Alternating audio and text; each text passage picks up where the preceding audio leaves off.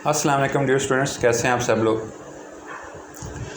आज जो हम लेक्चर डिस्कस करने वाले हैं वो कैंसिलेशन ऑफ बेल के बारे में है, जो कि बहुत ही इंपॉर्टेंट लेक्चर है कि एक कोर्ट ने अगर किसी को बेल ग्रांट कर दी है तो दूसरी पार्टी चाहती है कि इसको बेल नहीं देनी चाहिए थी, तो वो कैंसिलेशन ऑफ बेल के लिए अप्लाई कर सकती है।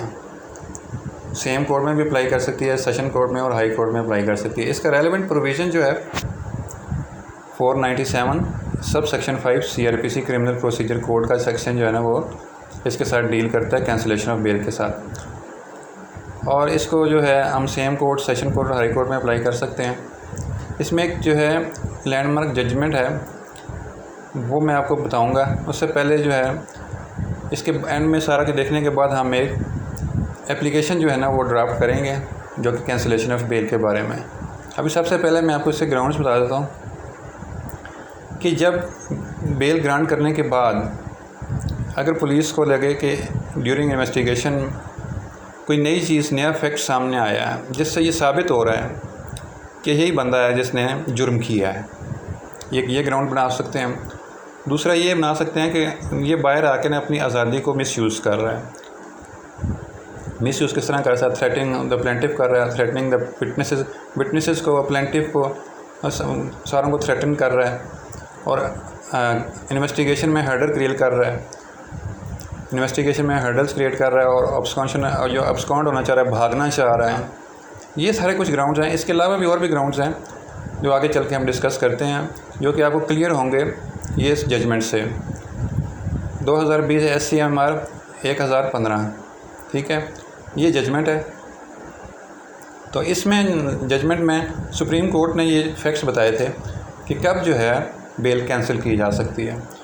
If the bail granting order is patently illegal, वो गैर कानूनी है, मतलब कि जज साहब ने जो है ना अपना कानूनी जहन जो है ना, लीगल विजडम ने यूज़ की और गैर कानूनी और एरोनियस जो है ना गलत फ़ैसला दिया और फैक्चुअली इनकरेक्ट, इसमें हक़ाइक़ या दुरुस्त नहीं है, तो इसके लिए जो है ना ये अप्लाई किया जा सकता है, जिससे कि result of miscarriage of justice होगा अगर इसको बेल कैंसिल ना की तो। ठीक है, ये तो है। ये सबसे पहला पॉइंट ये है कि पेटेंटली इलीगल, गैर कानूनी, एरोनियस और फैक्चुअली इनकरेक्ट जो है ना वो था, फैसला था बेल ग्रांट करने का बाय द कोर्ट, जिस फर्स्ट कोर्ट ने जो है ना वो बेल ग्रांट किया। अब दूसरा पॉइंट ये है कि concession of bail in any matter accused is misused, उसने मिसयूज़ किया है। अब उसको रियायत दे दी गई है, कंसेशन ऑफ बेल की रियायत दी गई थी मुलज़िम को, और उसने बाहर जाके इसको मिसयूज़ किया अपनी इस फ्रीडम को। ठीक है, ये दो पॉइंट हो गए। पहला जो इलीगल, एरोनियस है, फैक्चुअली इनकरेक्ट है। दूसरा जी misuse and concession of misuse the concession of the bail in any manner. उसके बाद थर्ड है that the accuse has try to hamper prosecution evidence, बाहर जाके वो एविडेंस को ख़राब कर रहा है, जो भी एविडेंस है उसको ख़राब कर रहा है। तो ये भी जो है ना वो प्रेशराइजिंग प्रोसिक्यूशन विटनेस को प्रेशराइज़ कर रहा है। एक तो एविडेंस भी ख़राब कर रहा है और विटनेसेस को भी जो है ना प्रेशराइज़ कर रहा है कि तुमने मेरे खिलाफ गवाही नहीं देनी, वरना मैं तुम्हारे साथ भी कुछ कर दूंगा, मार दूंगा, ज़ख्मी कर दूंगा। इस तरह के जो है विटनेसेस को भी थ्रेटन कर रहा है, प्रेशराइज़ कर रहा है और हैम्पर कर रहा है एविडेंस को। ठीक है, ये थर्ड पॉइंट जो सुप्रीम कोर्ट ने बताया था। उसके बाद फोर्थ पॉइंट है कि absconsion of the accuse beyond the jurisdiction of the court, jurisdiction of court से उसको भागने का इरादा है। क्योंकि इसमें ये होता है ना कि कोर्ट ने कहता है जब बेल दे देती है उसको, तो कोर्ट को जब ज़रूरत होती है, तारीख़ होती है, तो उसको आना भी पड़ता है। अगर वो तारीख़ पे नहीं आता, दो तीन तारीख़ों पे नहीं आता, तो फिर कोर्ट ये समझती है कि शायद ये भागने के चक्कर में है, जुरिस्डिक्शन से बाहर भागना चाह रहा है। तो इससे ये भी एक ग्राउंड बनाया जा सकता है कि absconsion of the accused beyond the jurisdiction of the court. ठीक है, ये फोर्थ पॉइंट था। उसके बाद फिफ्थ पॉइंट है कि that the accused has attempted to interfere with the smooth course of investigation, या इंटरफेयर किया उसने the smooth course of investigation को। इन्वेस्टिगेशन चल रही थी और उसमें इंटरफेरेंस करने की कोशिश, खामखा में वो इंटरफेयर करने की कोशिश कर रहा है। एक ये भी ग्राउंड होती है। दूसरा ये है कि एक और इसमें ग्राउंड होती है कि इसे सिमिलर काफ़ी सारे जो है ना वो पहले भी कर चुका है, जुर्म कर चुका है, तो ये भी ग्राउंड माना जा सकता है। दूसरा the accuse misuse is liberty while indulging the similar offence. ठीक है, ये वही बताया आपको मैं, पहले भी काफ़ी इस तरह के सिमिलर ऑफेंस कर चुका है और मिस यूज़ कर रहा है अपनी लिबर्टी को। उससे अगला फैक्ट है that the some fresh facts and material has been collected, और नए फैक्ट्स कुछ जो है ना डिस्कवर हुए हैं जब से इसको बेल दी है। इससे साफ ज़ाहिर हो रहा है कि इस बंदे ने जो है ना ये जुर्म किया है। तो ये 2020 SCMR 1015 था ना, इसमें सुप्रीम कोर्ट ने ये 7 जो है ना ये पॉइंट्स बताए थे कि इसके ज़रिए जो है बेल कैंसिल की जा सकती है। ठीक है, ये ग्राउंड्स हैं और ये बता दिया गया। अब इसके बाद हम एक ड्राफ्ट जो है ना वो एप्लीकेशन ड्राफ्ट करते हैं कि जब हम ड्राफ्ट करेंगे तो किस तरह से इसमें क्या क्या लिखेंगे। सबसे पहले तो ऊपर वही आएगा, in the name of court the high court Lahore. फिर उसके बाद शहबाज सन ऑफ हकीम, ये पटिशनर आ जाएगा, एड्रेस वगैरह सन ऑफ और एड्रेस आ जाएगा पटिशनर का। उसके बाद वर्सेस रिस्पोंडेंट का आ जाएगा। फिर केस नंबर जो है ना, कब केस फाइल हुआ, पुलिस स्टेशन कौन सा पुलिस स्टेशन था, और ऑफेंस कौन सा लगाया हमने। जैसे हमने बेल में बताया था, जो आप मेरा बेल का लेक्चर देखेंगे कि हम बेल कैसे ले सकते हैं, वो भी इसमें आपको मैं नीचे लिंक दे दूंगा, तो आप उसको भी देख सकते हैं कि बेल कैसे ले सकते हैं। और आज हम ये देख रहे हैं बेल कैंसिल कैसे कर सकते हैं। अब 452 जो है सेक्शन, ये हाउस ट्रेस पार्ट है, ट्रेस पास को बताता है। After preparation of for hurt, एक आदमी किसी घर में गया, घर में घुस के उसको जो है ना ज़ख्मी करने की कोशिश की है उसने। एक तो 452 ये अलग हाउस ट्रेस पास का है, दूसरा 324 अटैम्प्ट टू कमिट कत्ल आम। ये PPC के जो 2 सेक्शन हैं जो कि ऑफेंस लगाए गए हैं। अब इसमें जो है ना हम आगे फिर फैक्ट्स बताते हैं। फैक्ट्स के बाद जैसे आपको बताया था सारा कुछ, उसके बाद हम ग्राउंड लिखेंगे।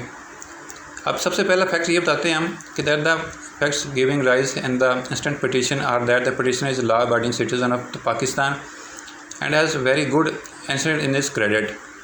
ठीक है, दैट ये है कि बहुत लॉ को अबाइड करने वाला, लॉ को फुलफ़िल करने वाला, कानून को ताबा है जो है ना वो, लेकिन ये है ना पटिशनर इंसान है।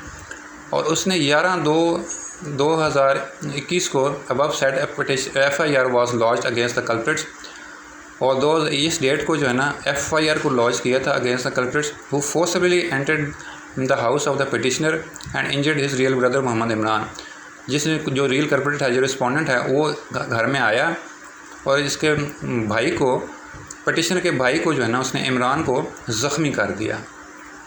ठीक है, FIR and it's better copies next, FIR को साथ एनेक्स्ट कर दिया गया और उसकी कॉपी को एनेक्स्ट कर दिया गया। That due to the firing of the accused और respondent the brother of the petitioner Mohammed Imran जो था वो सीरियसली इंजर्ड हो गया एंड सस्टेन 10 फायर आर्म्स, और 10 फायर आर्म्स लगे उसके हैंड पे। एक्यूज पर्सन रिस्पोंडेंट, जो एक्यूज पर्सन रिस्पोंडेंट ने उसको उस पर चलाए थे।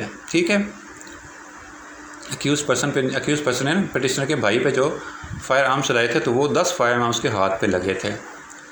और उसके बाद जो है ना फिर आगे बताना है हमने that the above said FIR was launched against the respondent and the respondent number 1 was arrested in the above title case and is bail after arrest was dismissed by the learned session जज। Session जज से जो bell है वो dismiss हो गई थी। And respondent number 1 after file bail petition to the honourable high court Lahore, उसका आगे फिर इंटरनेशनल जज का नाम लिख देना हमने, Lahore high court, Lahore high court. And the honourable court please to announce the order of for the grant of bail, और उन्होंने बेल जो है ना वो ग्रांट कर दी इस डेट को। और द ऑनरेबल जज एनेक्स्ट, और जो ऑर्डर जो है ना वो एनेक्स्ट कर दिया गया साथ ऑनरेबल कोर्ट का। ठीक है, कि मतलब ये सेशन जज से पहले जो है ना सेशन कोर्ट से सेशन जज ने पहले बेल को रिजेक्ट कर दिया, फिर वो उन्होंने हाई कोर्ट में अप्लाई किया और हाई कोर्ट से जो है ना उनको बेल ग्रांट हो गई।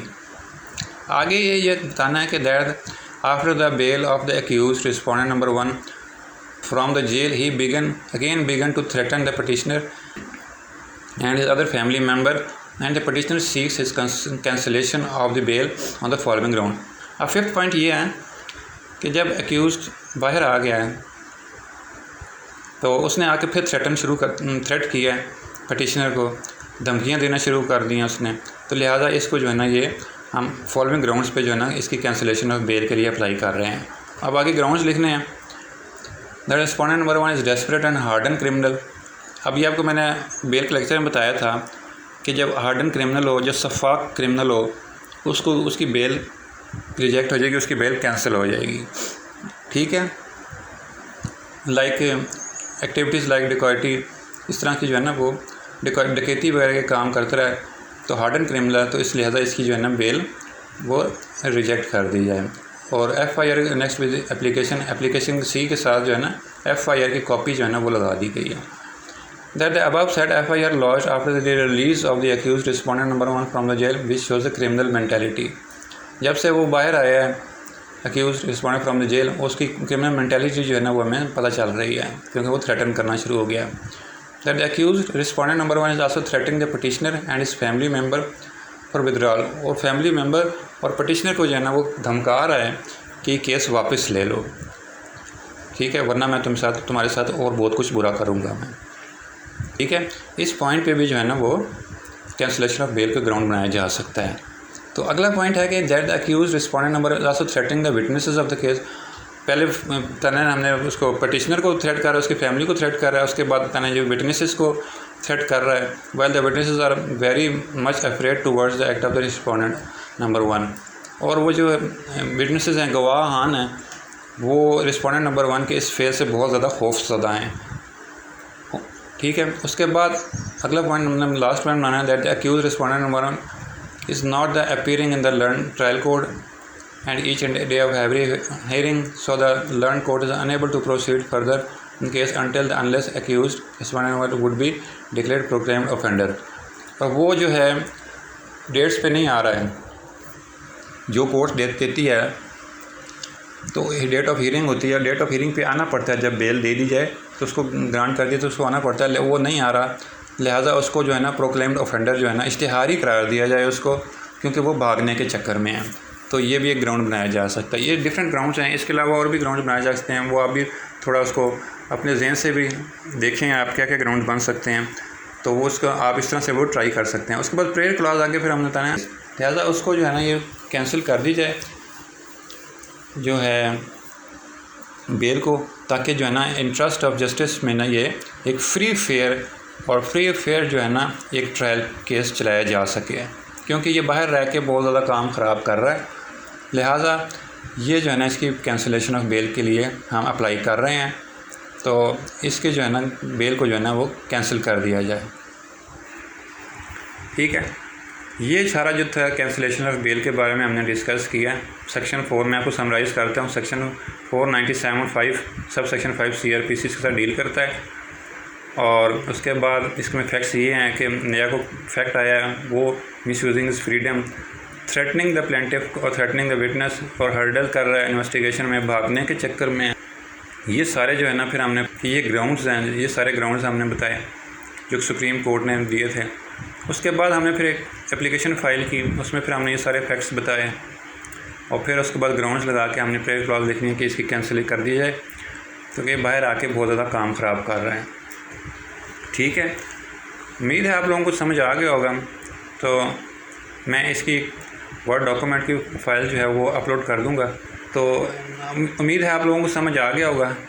अब मिलते हैं इंशाल्लाह नेक्स्ट लेक्चर में, तब तक के लिए अल्लाह हाफिज़।